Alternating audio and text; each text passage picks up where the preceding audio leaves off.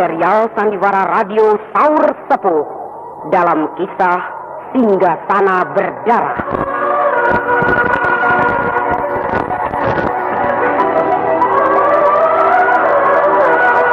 Produksi Harapana Record bekerja sama dengan Kalbe Pharma.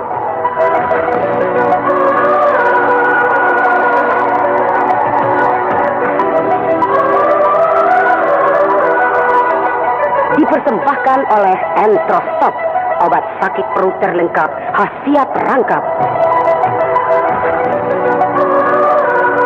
Dan Prokol, obat flu yang dulu dibeli dengan resep dokter, sekarang dapat dibeli bebas di mana-mana. Naskah karya Niki Kostasi.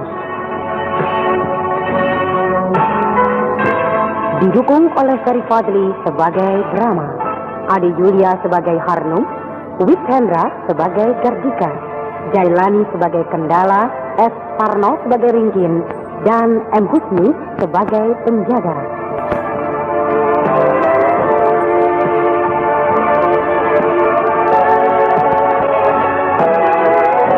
Teknik dan montase Indra Mahendra.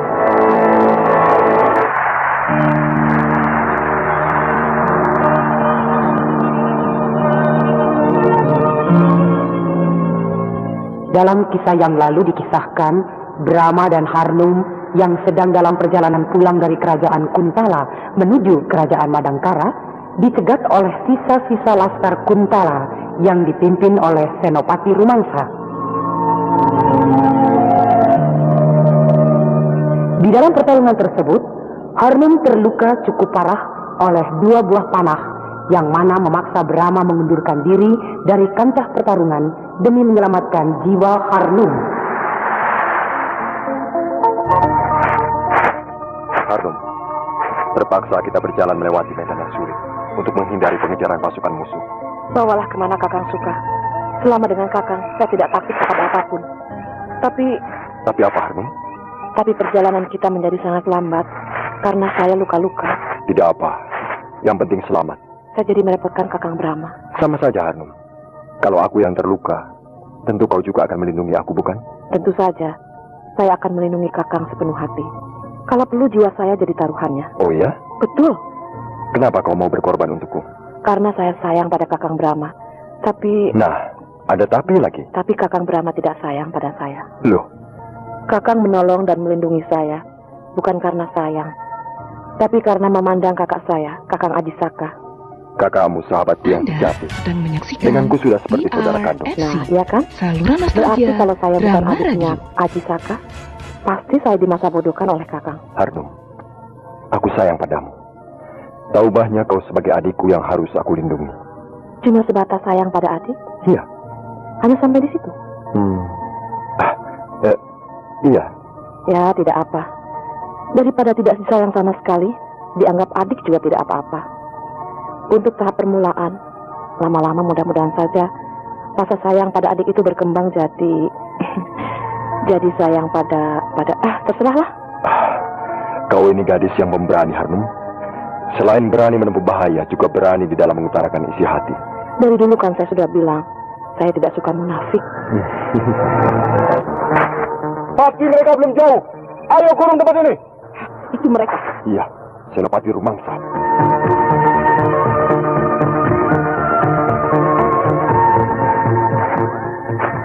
Kita telah menemukan goa tempat mereka bersembunyi tadi malam. Di dalam goa itu banyak tetesan darah dan sobekan kain serta daun-daunan yang diramu untuk obat luka.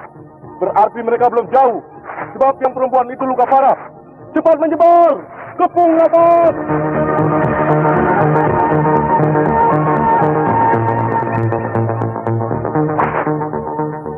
Sialan, rupanya mereka benar-benar tidak mau melepaskan aku.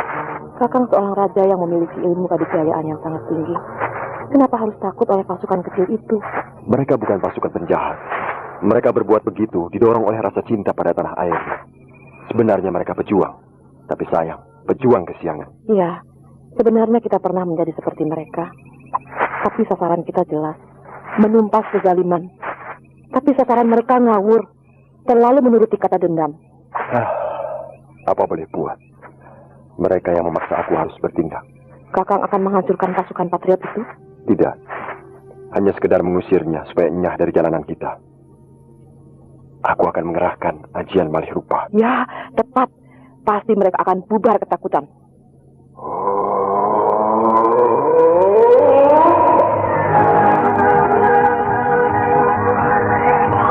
Hei, ada pasukan.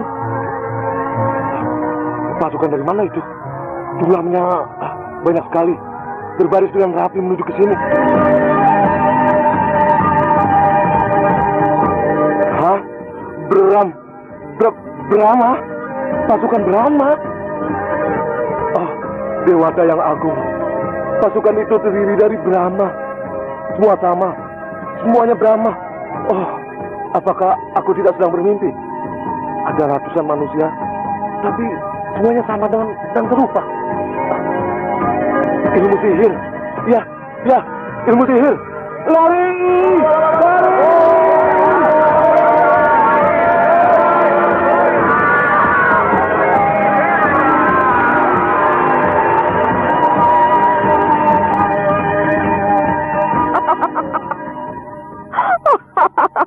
Pasukan itu bubar ketakutan.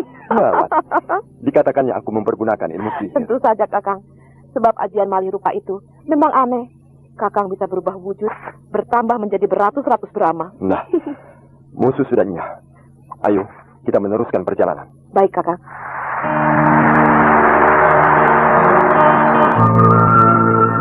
Bagaimana Kendala?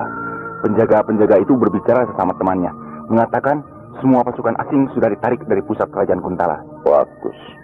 Ayo kita bertindak. Baik, Anda sedang menyaksikan DRFC, saluran nostalgia drama radio. Pura-pura sakit perut, supaya penjaga penjara itu datang. Oh, begitu? Ya, baik. Penjaga!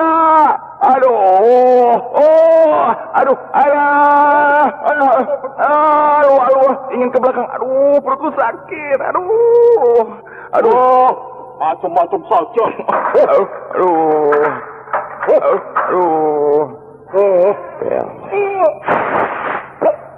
Penjaga ini sudah kocok.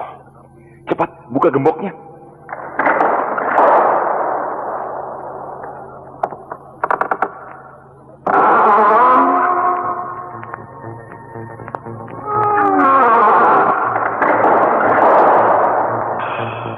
Kita sudah bebas. Belum, kita masih berada di ruang bawah tanah. Pokoknya sudah keluar dari kerangkeng. Ayo jalan. Kemana? Ikuti saja jalan lorong ini. Kalau ketemu penjaga, sikat. Ya.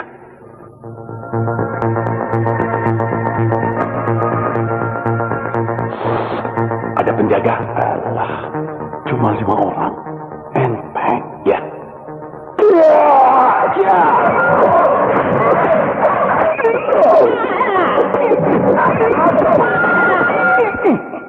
Beres.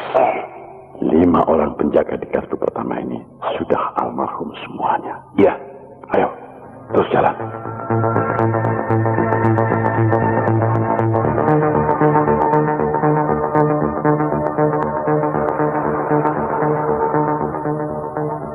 Nah, itu tangga menuju ke atas. Yang menuju keluar dari penjara di bawah tanah ini. Coba kau hitung. Ada berapa orang penjaga yang menjaga pintu tangga itu? Banyak juga. 10 orang. Tidak terlalu berat. Ayo, kita bereskan mereka. Ya. Jalan saja terang-terangan menghampiri mereka. Ya.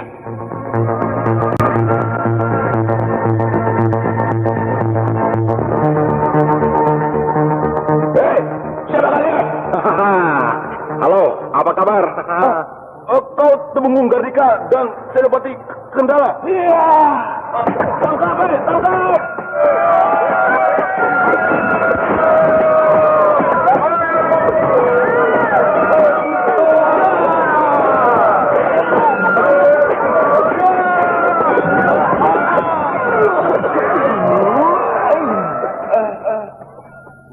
Kasihan. Apa? Kasihan. Para penjaga penjara di bawah itu adalah para prajurit keraton Kuntala. Secara tidak langsung bekas anak buah kita. Alah, kasihan mana dengan kita? Bekas 2 orang pembesar jadi tikus penghuni penjara bawah tanah. Iya. Ayo cepat, naik tangga.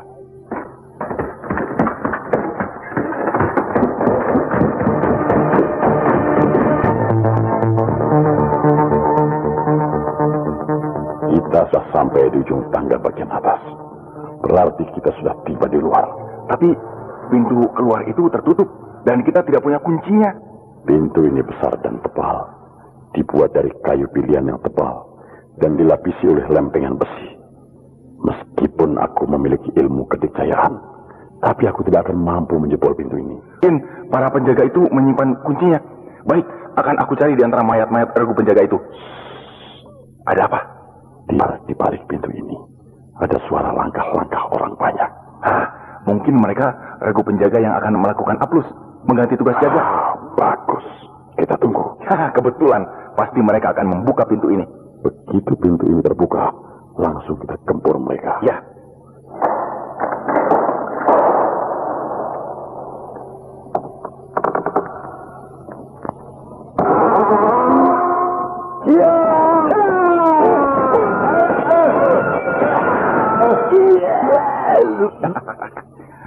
Beres. Untung tidak banyak, cuma 10 orang. Ya, dan mereka panik. Tidak menyangka kalau mau ada serangan mendadak. Jadi dengan cepat dapat kita bereskan. Ya, sekarang kita benar-benar sudah merdeka. Ya, kita sudah berada di luar. Sekarang kita kemana? Ke keraton. Waduh, jangan sekarang. Nanti malam saja. Ya. Lihat, Harnum. Di bawah sana itu. Bukankah itu negeri kerajaan Niskala? Iya, benar. Kita sudah sampai di tujuan. Harnum, luka-lukamu sudah sembuh. Badanmu juga sudah tampak kuat. Jadi aku rasa tidak ada kesulitan bagimu untuk pulang sendiri. Loh, kok begitu? Kau tidak akan mengantarkan aku sampai di keraton Niskala? Tidak begitu perlu, bukan? Lebih baik kakang bertemu dulu dengan kakakku, Raja Niskala. Wah, kalau ketemu kakakmu, jadi lama lagi. Sebab pasti aku ditahan, tidak boleh pulang. Apalagi sudah lama tidak ketemu. Pasti dia kangen. Tidak apa, kan? Untuk beranjang sana, ada waktunya tersendiri. Sekarang aku harus cepatnya pulang ke Madangkara. Sebab tentu Patih Kultawa dan para pejabat istana lainnya cemas menantikanku. Baiklah, Kakang Brahma. Selamat jalan, Harnum. Kapan kita akan bertemu lagi, Kang? Kapan saja bisa. Kakang sering datang ke Niskala ya? Sebab kalau saya yang sering berkunjung ke Madangkara, kan malu. Katanya tidak munafik. Bukan begitu. Tapi tidak enak pada Kakang Prabu Niskala. Iya, biar bagaimanapun, kita harus menjunjung adat. Tidak baik seorang gadis datang ke rumah laki-laki. Itulah. Iya, nanti aku yang akan sering datang ke Niskala. Wah, betul Kakang? Benar. Terima kasih Kakang Brahma. Nah, selamat jalan, Harnum. Selamat jalan Kakang Brahma.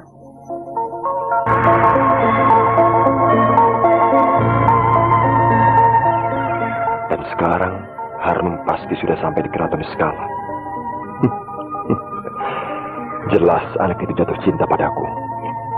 Tapi aku tidak bisa menerima cintanya. Dia masih terlalu muda. Dan wataknya tidak cocok dengan watakku. Tuanku! Siapa yang memanggilku? Tuanku Brahma! Hai, di atas bongkah tebing itu ada 3 orang penunggang kuda. Siapa mereka memanggil-manggil aku? Mereka memacu kudanya menuju ke sini.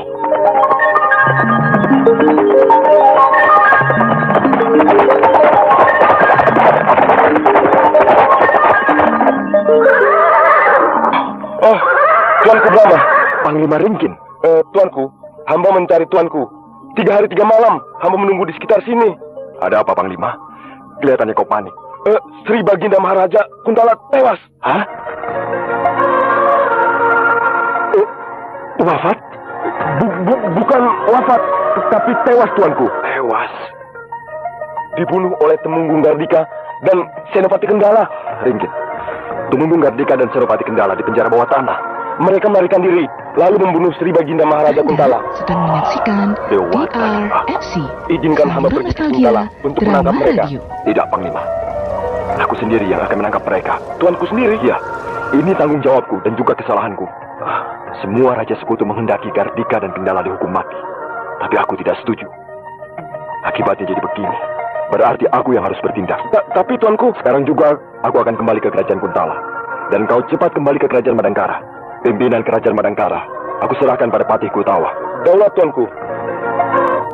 Betapa murkanya Brahma mendengar kabar Sri Baginda Maharaja Kuntala tewas dibunuh oleh Gardika dan Kendala. Secepatnya dia kembali ke kerajaan Kuntala untuk menangkap Gardika dan Kendala. Di dalam hatinya terselip rasa penyesalan. Kenapa dulu tidak menuruti nasihat para raja 6 kerajaan sekutu yang menginginkan Gardika dan Kendala dihukum mati? Tapi nasi sudah menjadi bubur. Brahma harus bertanggung jawab. Apakah Brahma berhasil menangkap Gardika dan Kendala? Tewasnya Sri Baginda Maharaja Kuntala itu menggoncangkan antero jagat, sehingga Brahma yang baru saja menghantarkan Dewi Harnum ke kerajaan Niskala dan hendak menuju ke kerajaan Madangkara, segera mengurungkan niatnya tersebut dan secepatnya kembali ke kerajaan Kuntala.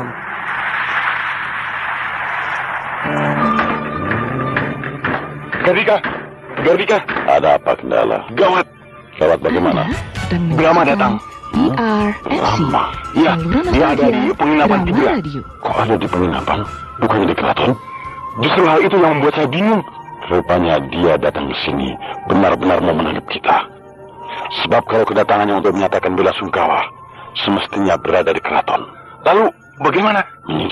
Menyingkir? Ya, kita harus meninggalkan kerajaan Kuntala ini. Lalu rencana kita mengadu domba para putra Baginda bagaimana? Kita tidak perlu mengurusnya lagi. Sebab dengan tewasnya Sri Baginda Maharaja Kuntala, sudah cukup bagi kita untuk meninggalkan bibit perpecahan di kalangan istana. Lihat saja olehmu, saat ini keluarga istana sedang sibuk menentukan pengganti Baginda. Para putra dari selir semuanya merasa berhak menjadi raja. Mereka sudah mulai memasang bara api yang suatu ketika akan berkobar menjadi perang saudara. Ya. Nah, tidak perlu bagi kita untuk menyaksikan perang saudara yang bakal terjadi di kerajaan Kuntala ini. Yang lebih baik bagi kita adalah jauhi segala keruwetan, lalu hidup bersenang-senang. Uang dan harta kita bertumpuk-tumpuk, yang kita kumpulkan semasa kita jadi pejabat keraton. Dan sekarang kita saatnya untuk menikmatinya. Tapi di mana kita akan bisa hidup tenang? Kita pasti akan dikejar-kejar terus oleh Brahma. Tinggalkan kerajaan Kuntala ini. Kemana? Ke Lumajang. Jangan ke Lumajang, gawat. Gawat kenapa? Lumajang sedang bergolak. Ada pemberontakan? Benar, Patih Nambi berontak. Yang benar. Betul, benteng pertahanan Nambi dipenjarakan dan Ganding dihancurkan oleh Majapahit. Dan sekarang Lumajang sudah dikepung oleh tentara kerajaan Majapahit yang jumlahnya ribuan. Kau dapat kabar ini dari mana? 2 orang bekas anggota pasukan Nambi melarikan diri sampai ke sini, minta perlindungan kepada Raja Kuntala. Tapi karena Sri Baginda Raja Kuntala telah meninggal dan belum ada gantinya, maka kedua orang anggota pasukan Nambi itu diterima oleh Tumenggung Abarata dan tinggal di rumahnya. Berani benar Tumenggung Abarata melindungi pelarian pemberontak dari wilayah Majapahit. Sebab tidak mungkin pasukan Majapahit akan mengejar sampai ke sini. Bagi mereka, pokoknya pemberontakan Nambi ditumpas, selesai. Perkara bekas para pemberontak yang cerai-berai ke segala penjuru tidak ambil peduli. Kecuali kalau kerajaan Kuntala ini membantu pemberontak, tentu kita akan digempur oleh Majapahit. Untuk apa Kuntala melawan Majapahit? Kan tidak ada hubungan apa-apa. Itulah makanya Tumenggung Abarata mau menerima pelarian pasukan Nambi. Sudah aku duga, para sahabat Prabu Kertarajasa akan berontak. Kenapa begitu? Bukankah mereka sendiri ikut langsung mendirikan kerajaan Majapahit bersama Raden Wijaya? Akibat kecewa.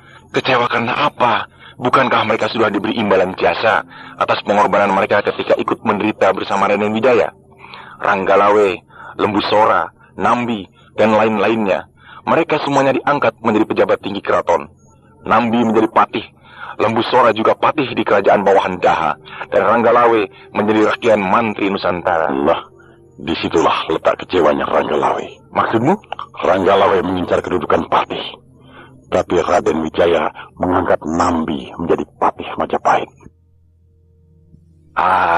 Ranggalawe itu terlalu cengeng. Nambi kan sahabatnya. Jabatan Ranggalawe sebagai rakrian mantri Nusantara itu suatu kedudukan yang sangat tinggi. Pikir saja Kendala. Bagaimana tidak akan kecewa? Nambi jadi patih Majapahit, Lembu Sora jadi patih di Daha, sedangkan dia tidak. Nah, bagaimanapun juga Ranggalawe merasa disisihkan. Ya, akibat pembagian pangkat tidak merata, salah satu merasa kecewa, lantas persahabatan jadi pecah. Entahlah, kenapa Raden Wijaya dalam memberikan pembagian pangkat sampai tidak merata begitu. Yang jelas Ranggalawe kecewa, lalu memberontak, tapi berhasil ditumpas. Dan Ranggalawe mati oleh Kebu Anabrang, Panglima Perang Majapahit. Kasihan, riwayat Ranggalawe hanya sampai di situ. Kalau benar seperti katamu, di Lumajang sedang bergolak, kita jangan ke sana. Lebih baik ke Kahuripan. Kenapa harus ke Kahuripan? Lebih baik sekalian saja ke Majapahit. Di Majapahit aku tidak punya kenalan. Aku punya teman hanya di 2 tempat, yaitu Lumajang dan Kahuripan. Lumajang sedang perang, jadi jelas pilihanku hanya satu, yaitu kerajaan Kahuripan. Temanku di sana punya jabatan tinggi. Pasti dia bisa memberikan perlindungan pada kita. Ya, baiklah.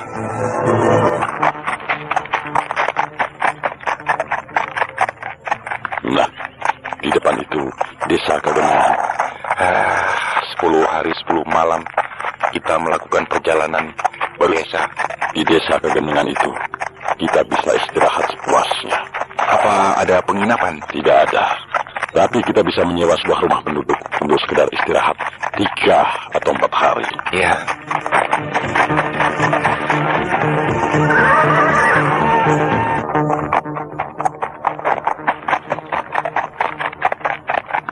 Nah, itu ada warung. Sambil mengisi perut, kita bisa menanyakan rumah yang bisa disewa. Ya.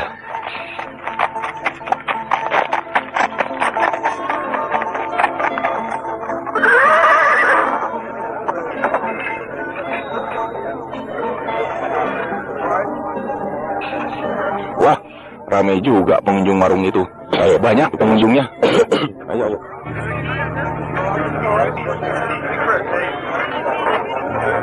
Rupanya warung ini terkenal di desa Kagenangan itu. Pengunjungnya ramai. Hampir semua kursi terisi. Untung di pojok ini ada yang kosong. Wah, di sana itu di pojok kiri ada 3 orang jagoan. Mana? Itu berpakaian seenaknya, kelakuannya juga urakan. Seenaknya saja kaki dinaikkan ke atas meja sambil tertawa-tawa minum tuak. Waduh. Nampaknya mereka orang-orang berandalan. Orang di warung ini kelihatannya takut sama mereka. Jadi pasti mereka jagoan. Nostalgia Drama Radio. Tambah, hei! Noh. Yang kumisnya segede singkong bakar itu berteriak seenaknya. Dia tuang habis. Minta tambah lagi. Lagaknya bikin aku mual. Aku jadi penasaran. Jangan kendala. Kita di daerah asing. Sekedar melemaskan otot.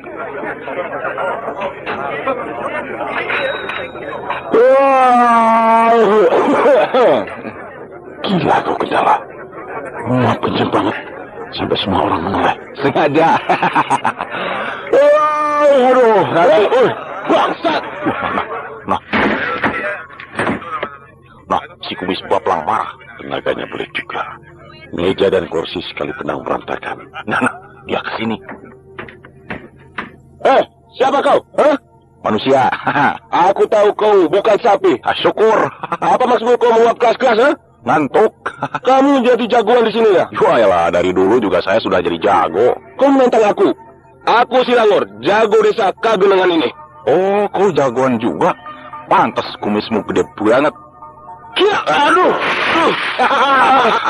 Aduh, bibirku sakit. Aduh. Kumis jagoan kehilangan kumis. Menari-nari. Ya. Kumismu ini kumis apaan? Sekali renggut, coplok. Sian kendala. Bibir atasnya berdarah. Kumisnya kau jambak, coplok semuanya. Berdebak kau. Ku bunuh kau. Iya.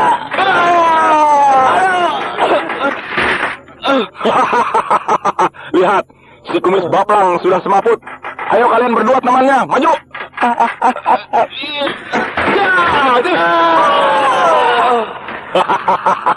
Cuma segitu jagoan desa Kagenangan ini.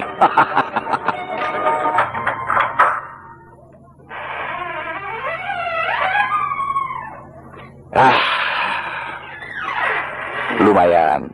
Rumah ini cukup bagus untuk tempat kita istirahat. Tapi kita tidak akan bisa istirahat dengan tenang. Kenapa? Kau sudah bikin penyakit. Baru datang sudah bentrok dengan orang-orang sini. Habis aku muak melihat laga-lagunya yang sok jagoan itu. Pasti Silangor akan datang dengan membawa teman-temannya yang lebih banyak. Biar saja. Hei! Keluar! Nah, apa kataku? Silangor datang. Wah, anak buahnya banyak benar. Ayo, kau keluar.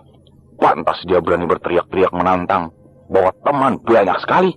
Keluar kau! Atau aku bakar rumah ini! Cepat kau keluar. Nanti aku menyusul. Ya, sabar!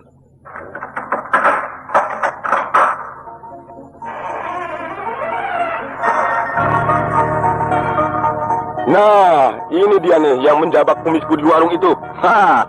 Temanmu banyak banget lah. Iya, untuk mencincang tubuhmu, biar jadi berkedel. Berkedel. Bener banget. Kawan-kawan, serang!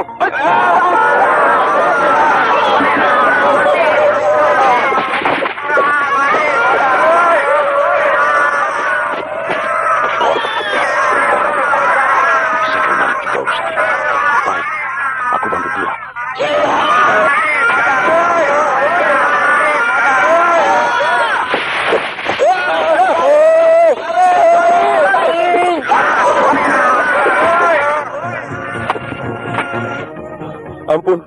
Ampun, saya menyerah. Semua anak buahmu aku biarkan lari, tapi kau tidak. Ampun. Hayo, aku tusuk perutmu dengan pedang ini. Jangan. Lalu aku urak-urak, keruak. Ususmu keluar semuanya amburadul. Jangan bunuh aku. Jangan. Kasihan Kendala. Dia sudah menyerah. Ayo, bawa saja ke rumah. Kita membutuhkan tenaganya. Ayo jalan. Ampun. Jangan ampun-ampun, monyong. Ayo jalan. Iya, baik. Anak buahmu ada berapa orang, Lamur? 30 orang. 30 orang. Iya. Banyak juga ya. Pantas kau bisa jadi jagoan di desa Kagenengan ini. Sekarang komplotanmu aku ambil. Mau? Mau. Mau. Aku yang jadi pimpinan. Wakilnya temanku ini, Kendala. Dan kau wakil kedua. Mau? Mau. Nah, sekarang markasmu dipindahkan ke sini, ke rumah ini. Iya, baik. Kalau perintahku harus kau patuhi. Kalau tidak, lehermu putus. Iya, baik. Ayo, sekarang kumpulkan anak buahmu. Kumpul di sini semuanya. Kita bikin pesta. Iya, baik.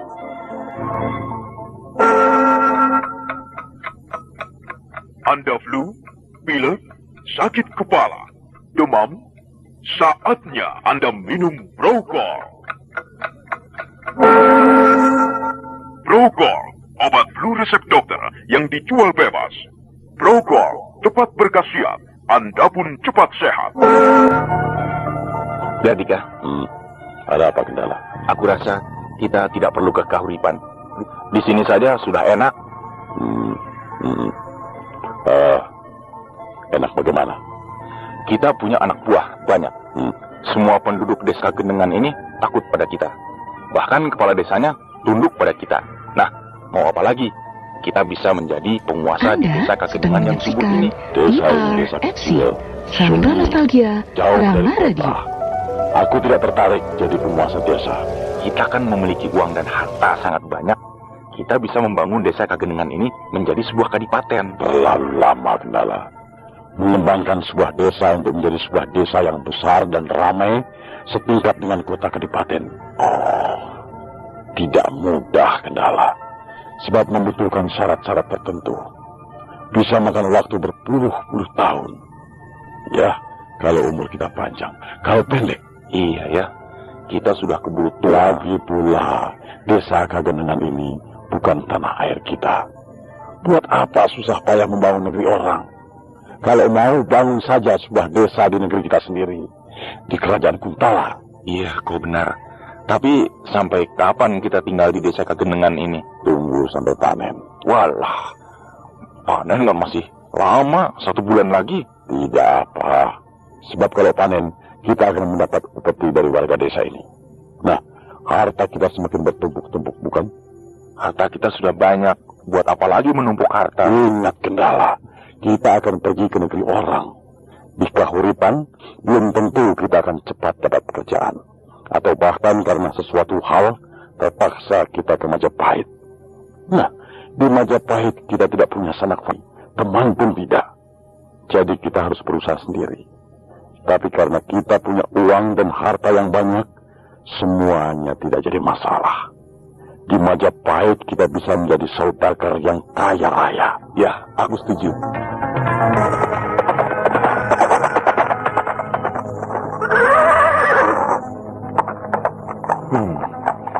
Setelah 10 hari 10 malam, aku melakukan perjalanan. Memburu Gardika dan Kendala. Hari ini aku menjumpai sebuah desa. Tapi desa apa itu? Lebih baik aku tanyakan pada salah seorang penduduk. Ayo Gimbal, jalan. Sekarang tidak usah lari. Jalan biasa saja. Kita akan masuk ke sebuah desa.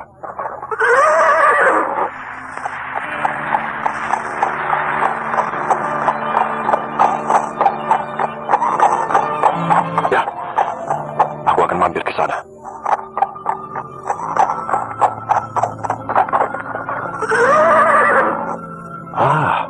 Rupanya sebuah warung nasi. Kebetulan aku lapar. Gimbal, kau tunggu di sini. Aku mau mampir ke warung itu.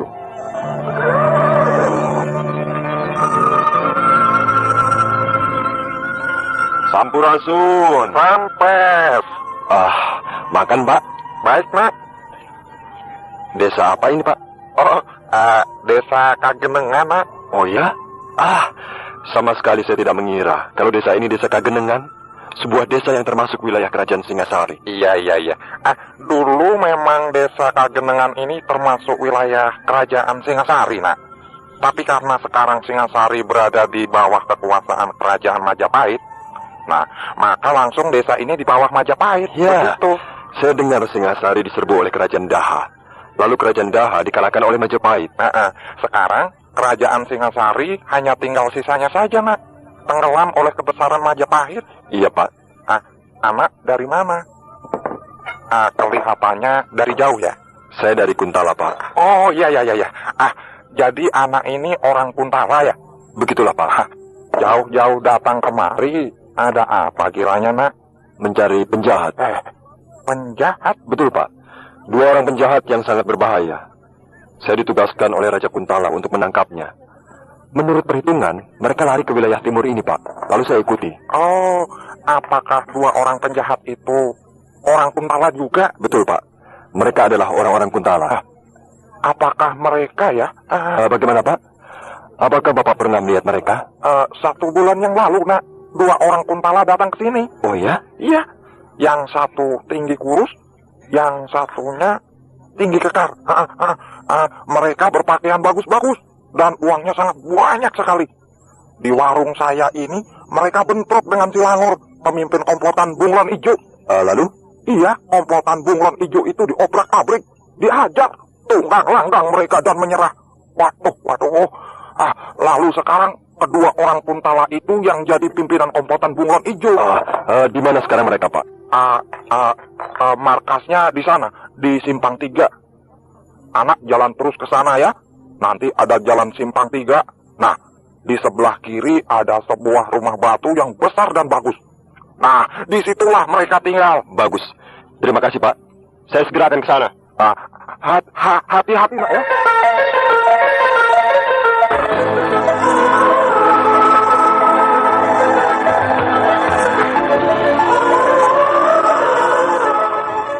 Dalam perjalanannya mencari Gardika dan